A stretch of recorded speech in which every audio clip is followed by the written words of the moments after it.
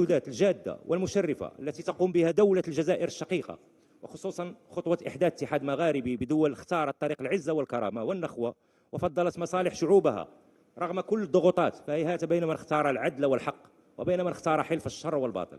باسمي وباسم كل الجمهورية المغاربة الأحرار نعلن تضامننا الغير مشروط مع إخواننا المعتقلين. شنو؟ I thank the petitioner. What's going on? Morocco. هو ليس جديدا، فهذا الوصف لطالما استعمله المغرب ضد المعارضين أو أي أحد له موقف مخالف من قضية الصحراء الغربية.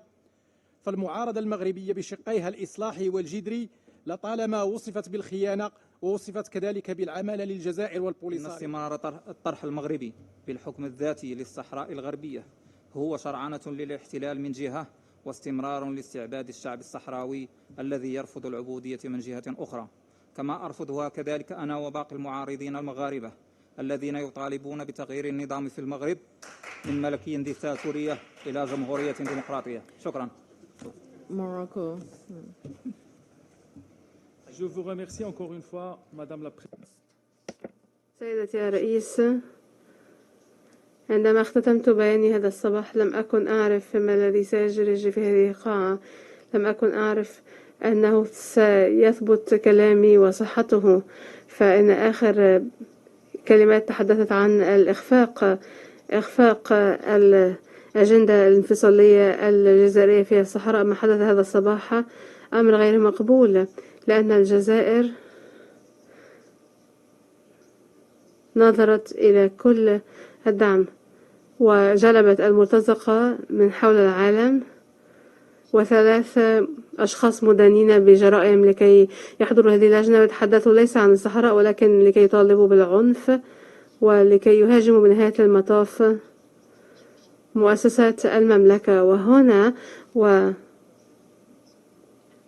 من هذه القاعة ومن الناس الحكومة والشعب الجزائري، إن الحكومة الجزائرية تمول سفرات وفنادق عدد من المرتزقة لكي يشنوا هجمات في المغرب. والمملكة المغربية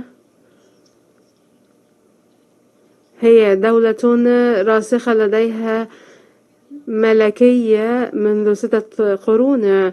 لن نأتي بجزائريين لكي يهاجموا مؤسساتكم. لقد جلبوا هؤلاء 3 المرتزقة المارقين المدنين، وهذا إعراب عن إخفاق الجزائر وإخفاقها في جدتها الانفصالية. ولا يمكن أبدا أن يأتوا بمن يتحدث باسم الصحراء، وبالتالي يأتون ب3 مغاربة لكي يهاجموا بدلهم. هؤلاء خونة. ومن المؤسف أن الحكومة الجزائرية تستعين بهؤلاء الأشخاص. إن المغرب هو بلد قائم على المبادئ والقيم.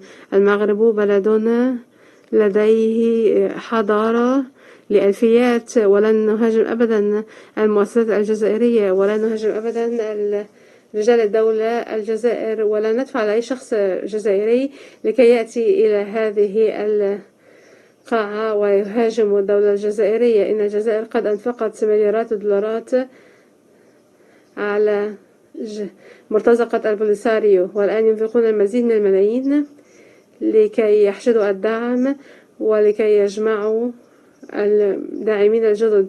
هذا أمر مؤسف يؤسفني أن أقول هذا هنا، وهذه القاعة تشهد علي والأمم المتحدة تشهد علي والمجتمع الدولي وأيضا الشعب الجزائري يشهد علي. اليوم يجب أن يعرفوا إلى أين يذهب هذا المال.